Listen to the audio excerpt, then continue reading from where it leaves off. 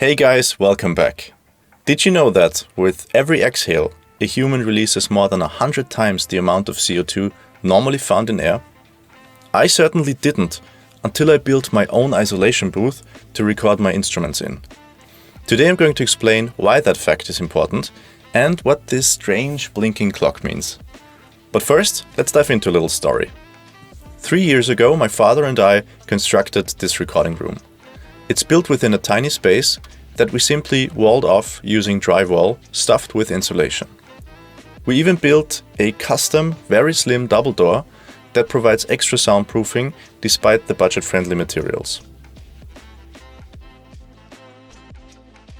After wrapping up the room and recording the first 2 of my DIY instruments in it, I realized it was time for a ventilation upgrade. Oh, and not so fun fact. In an airtight space, you will pass out way sooner from rising CO2 levels, long before you run out of oxygen. I marked this alarming fact in red during my research. And that's why I've placed a CO2 meter clock at eye level in my recording room. I also drilled 2 holes in the wall for a bit of natural airflow, but honestly, that's just not enough. A few years back, I even built a proof of concept ventilation system. But let's forget about that. Now, let's jump right into the build of the new one. I created this sketch for a simple exhaust assembly, powered by a PC fan. These fans are not only quiet and affordable, but they also have enough power for smaller projects like this one. A standout feature of my design is a practical door that keeps the fan easily accessible even after everything is fully assembled. One thing I want to highlight is how I'm keeping the noise in this box to a minimum. I've designed it with 3 partition walls on each side of the PC fan. This setup helps block outside noise from creeping into the recording room, and it also dampens the sound from the fan itself. But enough talking already, let's build this thing.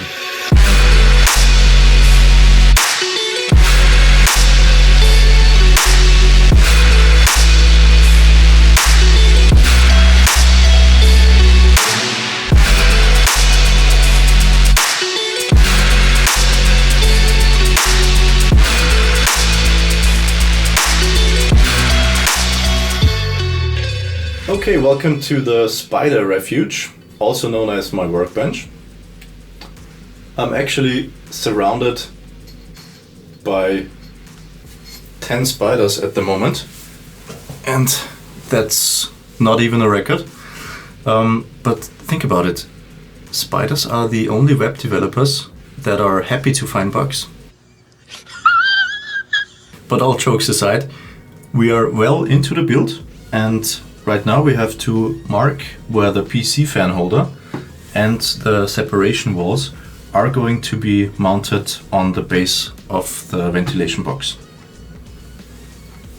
Just to give you an impression how it's going to look, the PC fan holder is going to sit in the middle like this, and the separation walls are going to be like that, one on this side, one on that side, and then the last one on this side again. And that's creating a channel that is basically preventing the air from flowing straight through the box. Instead, it has to go like that. One thing I forgot to mention is that the PC fan holder is just 2 pieces glued together. So it's the same thickness as everything else, but doubled up by gluing it together.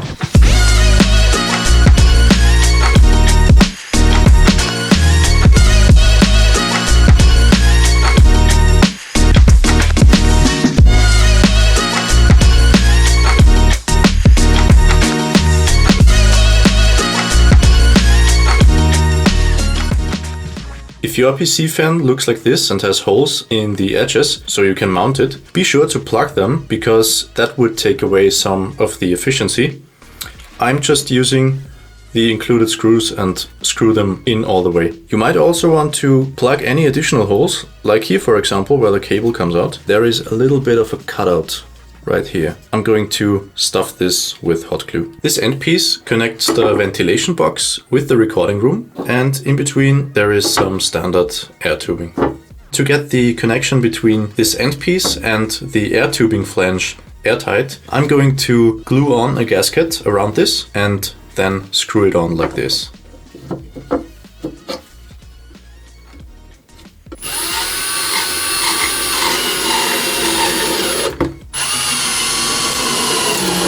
As I've mentioned before, this box needs to be as airtight as possible, so that there are no efficiency losses. I do this by sealing all the gaps on the inside with silicone. It doesn't need to look nice, it only needs to be sealed. And if you think that I'm saying this just because I don't know what I'm doing and I'm anticipating it to look bad, you would be 100% correct. Anyways, let's do this.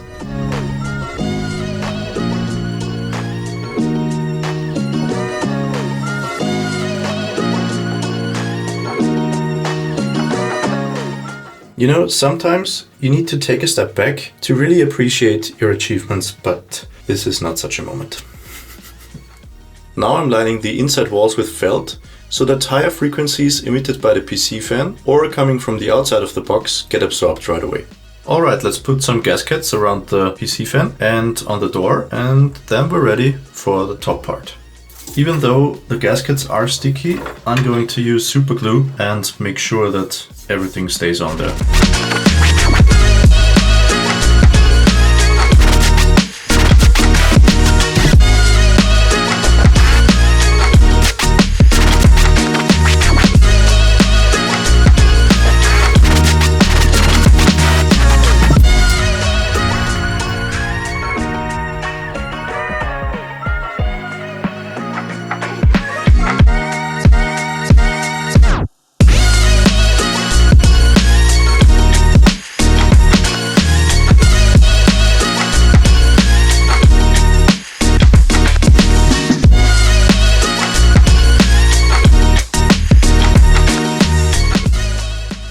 I'm closing the box off with this wire mesh that should keep the spiders out.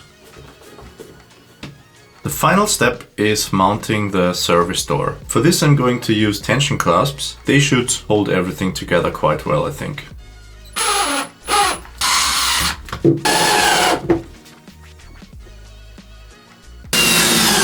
Okay, let's test if everything still works. Let's do a quick test with a piece of paper. And that's even on the lowest fan setting. Very good. I mounted the finished assembly to the adjacent wall and connected it to the recording room using flexible air tubing.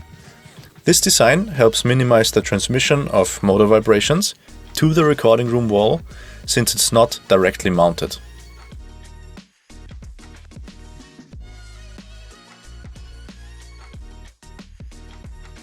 Remember that CO2 clock blinking from earlier in the video?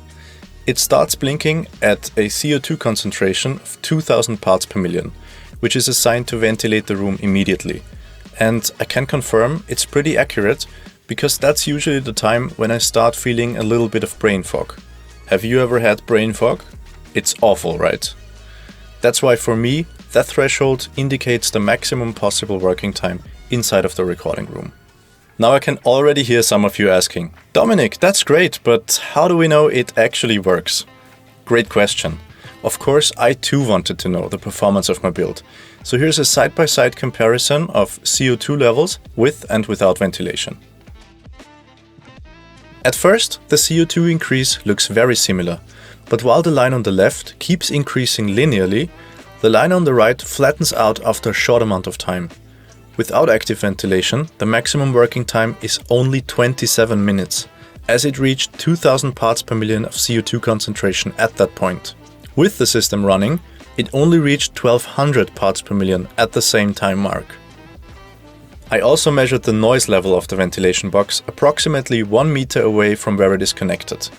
And there's about a 2 dBA difference between it being off and on. You can definitely notice it inside of the recording room, but it's very quiet overall. If you're looking for more detailed information to kickstart your own build, head over to my website, buildrecordshare.com. The link is in the description. You can download a construction plan along with a list of all the components and their individual costs. My build came to about 135 euros, but I'm sure you could do it for around 100 if you shop around and buy cheaper materials. Got any questions or ideas for this project? Drop them in the comments below. I'd love to hear your thoughts. And there you have it, our brand new ventilation system for the recording room. Now I can elevate not just the quality of my samples, but also my air quality to a whole new level. If you enjoyed this video, give it a thumbs up and subscribe to my channel, because I have plenty more exciting projects in the pipeline. Keep creating, and remember, when life feels a bit stale, perhaps freshen things up with a little DIY ventilation system. Till next time.